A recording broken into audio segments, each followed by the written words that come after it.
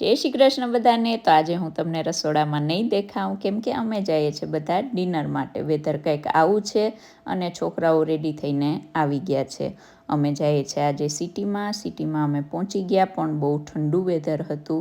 વરસાદ હતો પ્લસ ઠંડી હતી. તો અહીંયા મહેશ્વરભાઈએ શ્રી ગણેશાએ કરી દીધું છે મેંગો લસ્સીથી. મેંગો લસ્સી મહેશ્વરની ફેવરિટ છે. તો અહીંયાનું આજુબાજુનું વાતાવરણ કંઈક આવું હતું. કિટલીમાં ચમચિયું ગોઠવેલી હતી, એક બારી હતી, પણ એની પાછળ શું છે એ ખબર નથી. અહીંયા સરસ મજાના ફાનસ ટીંગાડેલા છે, પણ બધા બંધ છે. અને અહીંયા એક ગોદડી છે, ભરત ગૂંથણથી ભરેલી ગોદડી છે.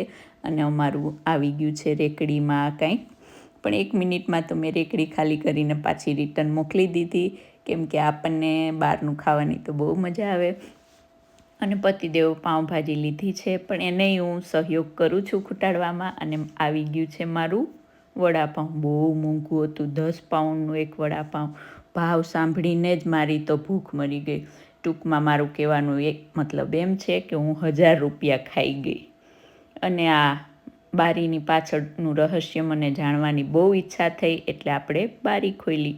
પણ રહસ્યમાં ખાલી દિવાલ જ હતી, એટલે આપણે બંધ કરી દીધી. અને બંધ કરી ત્યાં મારું ધ્યાન પડ્યું મારા ડિઝર્ટ ઉપર.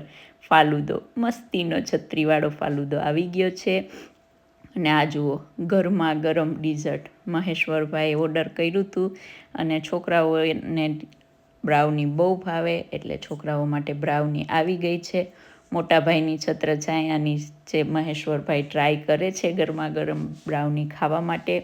અને ચાલો, અમારે જમી લીધા, ડિઝર્ટ થઈ ગયું. અને અમારો મોટો દીકરો જાય છે બિલ પે કરવા, પણ કાકાએ ના પાડી. અને આપણે તો બધાની પાછળ જ હોય, બિલ ચૂકવાય ત્યાં આપણે કોઈ દિવસ આગળ આવીએ નહીં, મુખવાસ ખાઈ અને અમે ચાલ્યા ઘર તરફ. બહાર નીકળ્યા ત્યાં પાછો વરસાદ ચાલુ હતો. તો આવું છે કંઈક લંડનનું વેધર.